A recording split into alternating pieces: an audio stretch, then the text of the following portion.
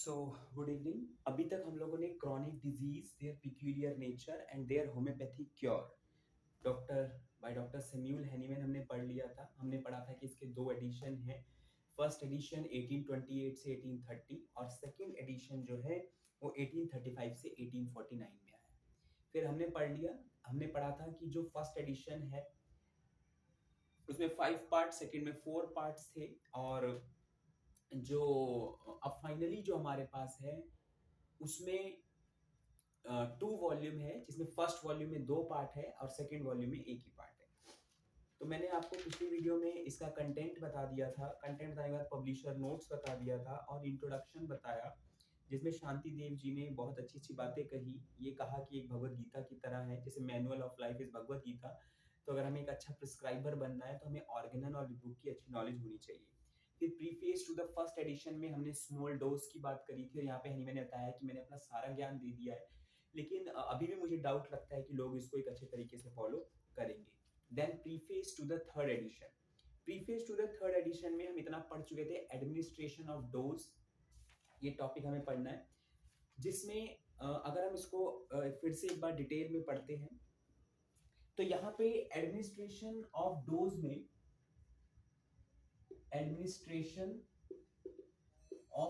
में हमने कुछ इसका पार्ट पिछली वीडियो में कर चुके हैं, तो उसको थोड़ा सा एक बार रिवाइज कर लेते हैं। तो बोला कि हर डिजीज में पहली बात ये काम करता है। उन्होंने जो preface to the third edition है तो उन्होंने कई डिजीज बताई थी, किस किस टाइप की डिजीज हो सकती है। डिजीज नेचुरल या सिंपल हो सकती है, जो ओल्ड हो या भी जल्दी अराइज हो। कॉम्प्लिकेटेड हो सकती है, यानी म्याज्म के साथ, है ना, अलग अलग म्याज उसमें कॉम्प्लिकेटेड हो सकते हैं। या कहा सबसे फ्रीक्वेंट और सबसे वर्स्ट केस क्या है, सबसे वर्स्ट केस है जब उसको परवर्स मेडिकल ट्रीटमेंट, यानी loaded with the medicinal disease, इतना ट्रीटमेंट ले लिया कि मेडिसिनल डिजीज उसमें आ गई। तो ये सबसे कॉम्प्लिकेटेड हैनीमैन साहब ने कहा। फिर नेक्स्ट पैराग्राफ में, मतलब नेक्स्ट में बताते हैं कि हम एडमिनिस्ट्रेशन कैसे कर सकते हैं। तो उन्होंने सबसे पहले बताया कि जैसे ये आपने वाइन लिया, इसमें 7 से 20 स्पून आपने वाटर ले लिया, फिर उसमें अपनी मेडिसिन डाल दी, ठीक है, 1 to 2 पैलेट्स ऑफ मेडिसिन डाल दी। अगर एक्यूट केस है तो हर आधे घंटे, 2 आवर में, 3 आवर में रिपीट कर सकते हैं। क्रॉनिक केस में वन डे या तो 2 दिन बाद या 3-4 दिन के बाद भी इसे रिपीट करा जाता है। फिर इसके बाद ये बता रहे हैं कि जैसे अगर क्रॉनिक डिजीज है, ठीक है, एक्यूट डिजीज के लिए मेडिसिन दे रहे हैं तब तो पानी में डाल के दिया, वो कुछ दिन काम करेगा। लेकिन अगर हम वो मेडिसिन क्रॉनिक डिजीज के लिए दे रहे हैं तो क्रॉनिक डिजीज में क्या होता है कि जो लिक्विड है, क्योंकि हमने वाटर में डाल के दिया है तो खराब हो सकता है, स्पॉइल हो सकता है, तो हम उसमें अल्कोहल डाल सकते हैं। और अगर किसी को अल्कोहल से प्रॉब्लम है तो उसमें हम क्या मिला देंगे, चारकोल टिंट। लेकिन चारकोल टिंट के साथ भी एक समस्या है। क्या समस्या है कि वो ब्लैकिश कलर दे देगा, फिर शेकिंग से वो इंप्रूव हो जाता है। फिर इन्होंने इसके बाद बताया कि जब हम रिपीटेशन ऑफ डोज करेंगे, फिर इन्हें रिपीटेशन ऑफ डोज की बात की। इनका जब हम कोई डोज दोबारा दे रहे हैं तो हमें अनचेंज डोज नहीं देना है, डोज में कुछ चेंजिंग करना है। कहने का मतलब ये है, एक सेकेंड, कहने का मतलब ये है कि जैसे ये मान लीजिए नक्स 30 किसी को मैंने प्रिस्क्राइब करी, तो अब मैंने कहा अगर वो एक्यूट केस के लिए है, मैंने कहा कि भाई हर 2-2 घंटे में आपको इसमें से जो है 4-4 ड्रॉप्स लेने हैं। अब उसको मैंने कह दिया कि हर घंटे 4-4 ड्रॉप्स लेने हैं। तो अनचेंज लेने से क्या होगा कि जो पिछली डोज है उसको, और मोस्टली क्रॉनिक केस में ज्यादा होता है कि पिछली जो डोज है उसको न्यूट्रल कर सकता है या नए सिम्टम्स दे सकता है, इसलिए इसको चेंज करना जरूरी है। अब क्योंकि हमने तो इसको डोजेस बना के दे दिए हैं घर पे, तो वो कैसे चेंज कर सकता है, बाय शेकिंग। तो शेकिंग करने से भी डायनेमिक पावर उसकी चेंज हो जाती है। फिर अगर बोलते हैं कि अगर मान लीजिए ये तो हो गया कि उसको जब हमने डो दिया तो कहा भैया तुम ऐसे ही शेक कर लो तो ये चेंज हो जाएगी इसकी डायनेमिक पावर। और अगर मान लीजिए डायनेमिक पावर इस तरह से चेंज कर दिया गया, डोज को वैरिड करना है शेकिंग से, और जब वो हमारे पास अगली बार आता है, यानी नेक्स्ट विजिट पे आता है और हमें लगता है कि मेडिसिन अच्छा काम कर रही है, तो हम उसको पोटेंसी चेंज करके दे सकते हैं, ठीक है। और ये काम हमें कब तक करना है, मतलब शेकिंग वगैरह और वो पोटेंसी हम दे रहे हैं, वही सेम मेडिसिन दे रहे हैं।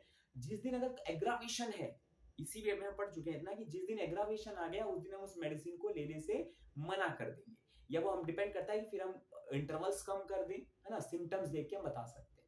और अगर मान लीजिए कि डिजीज सिम्टम मतलब एकदम खत्म होने पे है और कुछ नए सिम्टम्स आ रहे हैं, तो यानी लगभग क्योर की तरफ भी इसे कहा जा सकता है। ठीक है, फिर इन्होंने यहाँ पे इसी पैराग्राफ में पेज नंबर 14, इसी पे ही रोमन नंबर में 14 जो थर्ड एडिशन का है, इसी में इन्होंने यहाँ पे एक फुटनोट दिया, इसमें चिल्ड्रन को अगर एडमिनिस्ट्रेशन करना है तो हम कैसे कर सकते हैं। इन केस ऑफ चिल्ड्रन उन्होंने बताया था कि आप शुगर भी डाल सकते हैं ना।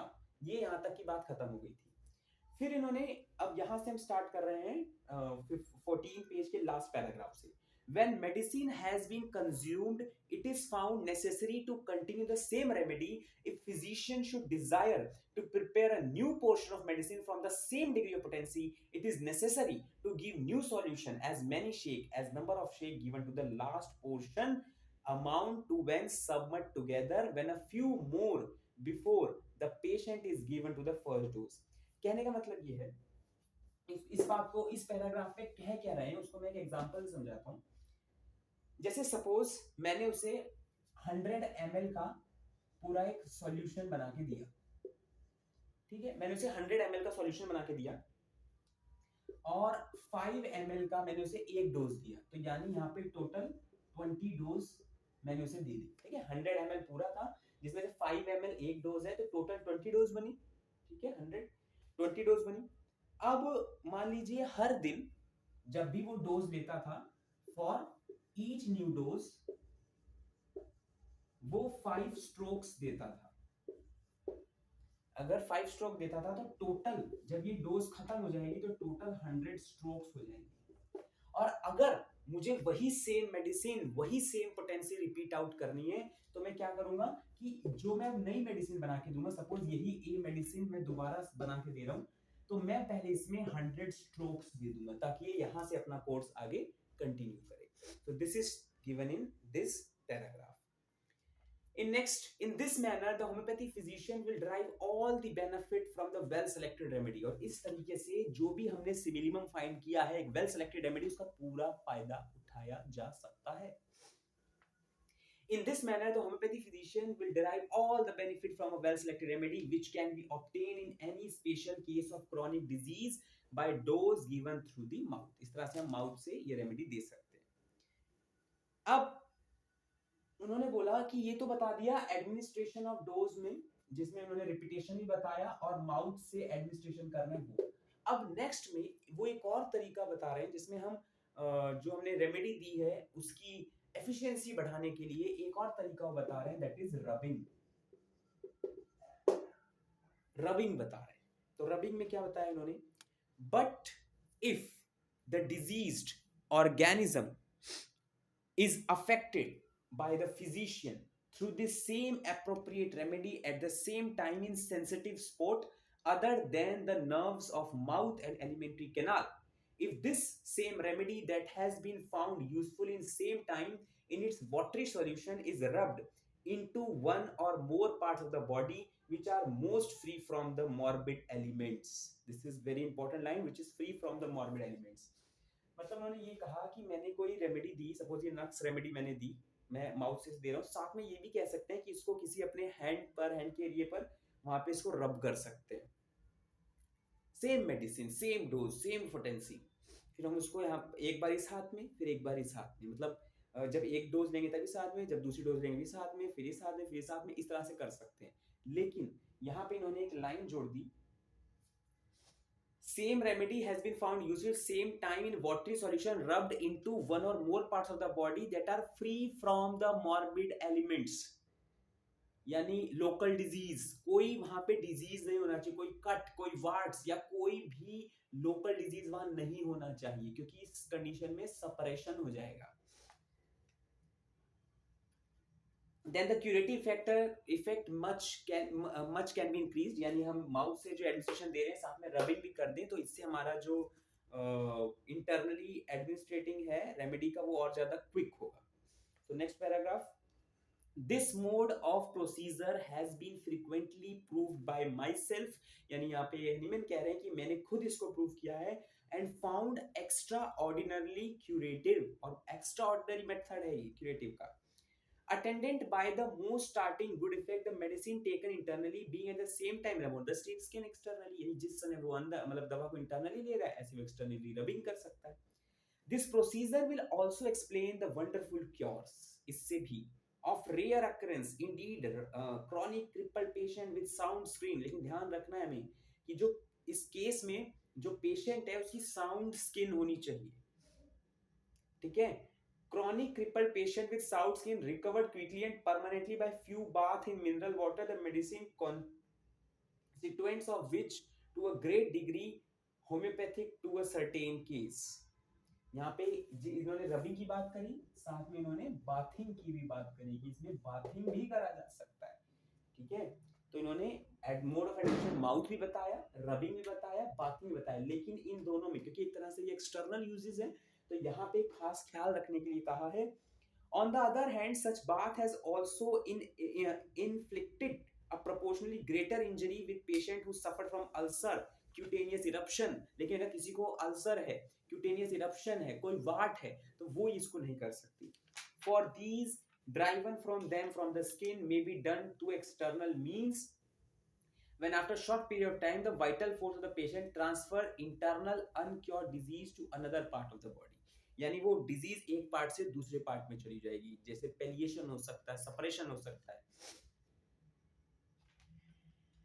One much more important to life and health, यानी उस ऑर्गन में चली जाएगी जो और ज्यादा इंपॉर्टेंट है. Thus, example may be produced by the obscuration of a crystalline lens, the paralysis of optic nerve. क्या कहाँ का अपना अफेक्शन कर सकता है, paralysis of optic nerve, destruction of sense of hearing, pain also in innumerable kinds in consequences torture the patient, his mental organs suffer, his mind become obscured, spasmodic asthma threaten to suffocate him, or an apoplectic stroke carries him off, or some other dangerous unbearable disease takes place of the former elements. यानी अगर किसी को external manifestation है और उसमें हम ये external mode of administration दे रहे हैं तो इसमें क्या होगा, वो डिजीज किसी और पार्ट में चली जाएगी और बहुत अलग अलग अफेक्शन कर सकता है, वो सेंसेस को अफेक्ट कर सकते हैं, अलग अलग नर्व्स को अफेक्ट कर सकते हैं, अस्थमा कॉज कर सकते हैं, अलग अलग डिजीज कॉज कर सकते हैं. Therefore, the homeopathy remedy given internally must never be rubbed in on part where suffer from the external elements. वहां तो लगाना ही नहीं है जहां पे external elements. Next paragraph. The limb therefore on which solution is rubbed is much free from cutaneous element. और ख्याल रखना है जहां पे हम एप्लीकेशन लगा रहे हैं, जिस लिम्ब पर, जिस नर्व न्यूरॉन एरिया में लगा रहे हैं, वहां पे कोई भी एक्सटर्नल एलिमेंट नहीं होना चाहिए.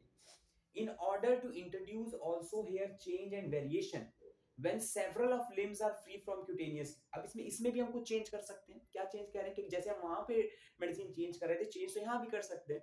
और दूसरा, हम कहाँ अप्लाई कर रहे हैं वो भी चेंज कर सकते हैं. सपोज ये मैंने इस हाथ पे लगाया, free from any external elements, फिर अगली बार जब मैं नेक्स्ट डोज लूंगा तो मैं इस हाथ पे लगा सकता हूँ फ्री फ्रॉम एलिमेंट्स, मैं पैर में लगा सकता हूँ. तो इस तरीके से हम लिम्स चेंज कर सकते हैं. और सबसे अच्छा होगा अगर मान लीजिए किसी वक्त या किसी डे हम इंटरनली नहीं ले पा रहे तो हम एक्सटर्नली लगाएं उसको. A small quantity of the solution should be rubbed in with hand until the limb is dry. उसको 2-3 ड्रॉप्स डाला और उसको तब तक हम रगड़ते रहेंगे जब तक वो ड्राई ना हो जाए. Also for this purpose the bottle should be shaken 5 or 6 times. जैसे हम यहाँ पे शेकन कर रहे थे माउथ से देते वक्त, ऐसे हम शेकन यहाँ भी कर सकते हैं. Convenient as the mode of administering the medicine above described may be, convenient as the mode of administrating the described may be, and much as it surely advance the cure of chronic disease. तो इस तरह से chronic disease का जो cure है advance हो जाता है. Greater quantity of alcohol, whiskey or a several lump of charcoal which has been added in warmer weather to preserve the watery solution will objectionable to me with many patient. ये उन्होंने बोला कि अब ये सब ठीक है, हम कैसे एडमिशन कर सकते हैं, लेकिन अगर हम अल्कोहल वगैरह ज्यादा ऐड करते हैं तो ये ऑब्जेक्शनेबल है, कई को नहीं अच्छा लगेगा, कई को नहीं चाहिए. तो इसके लिए उन्होंने एक अलग मेथड बताया. I have therefore lately founded the following mode of administration preferable with careful patient. Careful patient यानी जिन्हें ये अल्कोहल से नहीं इसमें पसंद है कि अल्कोहल डाल के इसमें दिया जाए. From a mixture about 5 tablespoon of pure water, 5 tablespoon of fresh brandy, in which kept on hand in bottle 200, 300 or 400 drops. According to solution to be weaker or stronger when dropped in a little vial which may be half filled with it and in which the medicinal power or pellet of medicine has been placed. यानी इस case में क्या कह रहे हैं इन्होंने brandy is also one of the beverages, लेकिन हम इसको कैसे इसमें दे सकते हैं इन्होंने ये बात समझाने की कोशिश करी है। इन्होंने बोला कि हम 5 टेबल स्पून हमने प्योर वाटर ले लिया, 5 टेबल स्पून हमने ब्रांडी ली, इनको हम वायल में डाल सकते हैं। हाफ फिल्ड वायल है यानी 200 300 500 ड्रॉप जो भी समझ के डाला, तो ये हाफ फिल्ड वायल है। फिर इसमें हम अपनी मेडिसिन डाल देंगे, ठीक है, 1 से 2 पैलेट, जैसे हम पहले डाल रहे थे वैसे हम डाल सकते हैं। Clear? This vial is stoppered and shaken until the medicine is dissolve, भाई क्योंकि पैलेट्स हमने डाला है तो उसको शेक करते रहिए तब डिसॉल्व ना हो जाए। From this solution, 1, 2 or 3 several drops according to the irritability, the vital force of the patient are dropped in a cup containing spoonful of water. अच्छा, और देखिए किस तरह वो बता रहे हैं कि ये आपने वाइल बना के दे दिया, अब पेशेंट को जब घर पे इस दवा को लेना होगा, ये तो डायरेक्टली भी ले सकता है लेना चाहे तो, लेकिन इसको इन्होंने और कैसे इसको डिल्यूट कर दिया। उन्होंने बोला vital force of the patient are मतलब अब 1 ड्रॉप देनी है 2 ड्रॉप देनी है, वो ससेप्टिबिलिटी के अनुसार, वाइटल इरेटिबिलिटी वर्ड यहाँ पे लिखा है, इरेटिबिलिटी के अनुसार हम डिसाइड कर सकते हैं। तो उन्होंने बोला करना क्या है कि 1 कप स्पूनफुल ऑफ वाटर लेना है, 1 स्पून या 2 स्पून उसमें वाटर है कप में, फिर उसमें 2-3 बूंद डाल के उसको टोटल स्टिर करके और फिर उसमें ले सकते हैं, ठीक है, और बाकी एक्सटर्नल रबिंग भी साथ में कर सकते हैं। तो कितना सोचिए, कितना उन्होंने एक तो डायनेमिक पावर भी उसकी कितनी बढ़ाई, कितना स्मॉल से स्मॉल डोज में देने की कोशिश कर रहे हैं। एक तो यहाँ पे मेडिसिन 1 से 2 पैलेट डाली, 5 टेबलस्पून वाटर है, 5 टेबलस्पून ब्रांडी है, फिर इसके बाद ये जो वायल बना के दे दिया, उसके बाद भी वो घर पे कैसे लेने के लिए उनको कह रहे हैं, तो कितना ज्यादा माइन्यूटनेस करने की कोशिश कर रहे हैं। 1 days when only the letter is administrated, letter means external rubbing की बात कर रहे हैं, अगर on days when only the external is administrated as also when it is taken internally, the little vial containing the drop must every time briskly shaken 5 or 6 times, so also the drop of medicine with tablespoon of water must be well stirred in cup। यानी जो हमने vial में डाला है उसको भी अच्छे से स्टिर अप करना है और जो कप में मिक्स करा है उसको भी 2-3 बार स्टिर अप करना है। It would be still better if instead of cup a vial should be used into which a tablespoon of water is put, which can be shaken 5-6 times then wholly and half empty for a dose। यानी चम्मच और cup की जगह vial में भी दिया जा सकता है, जैसे हम ये वायल में दे रहे हैं वो कप में भी कर रहे हैं, तो मतलब हम ये डाइल्यूशन वायल में भी करके दे सकते हैं। Frequently it is used in treating chronic disease to take the medicine or to rub it is in the। अच्छा, अब इन्होंने बोला कि इस तरह से मतलब रबिंग, बाथिंग और किस तरीके से उन्होंने मेडिसिन बना के दी, वो सारी बात यहाँ पे बता रहे हैं, छोटी सी छोटी डोज देने की वो कोशिश कर रहे हैं। फिर उन्होंने क्या बात बोली है कि क्रॉनिक ट्रीटमेंट के वक्त कोशिश करना है कि शाम के वक्त वो मेडिसिन दी जाए। नेक्स्ट पैराग्राफ में जो पेज नंबर 17 पे बता रहे हैं, तो उन्होंने कहा frequently it is useful in treating chronic disease to take the medicine or to rub it in the evening shortly before going to the sleep, कि अगर क्रॉनिक केस में देना है तो सोने से पहले ये मेडिसिन देनी है, because we have the less disturbance to fear from without a vegetative diarrhea, क्योंकि शाम के समय जो ये मेंटल डिस्टर्बेंस है वो कम होगी और वो ज्यादा अच्छे से रेमेडी काम कर पाएगी। तो क्रॉनिक डिजीज में नाइट के समय में एडमिनिस्ट्रेशन ज्यादा करना है। When I was still giving the medicine in undivided portion, each with some water at a time, I often found that potentizing in the attenuating glasses effect by 10 shake was too strong।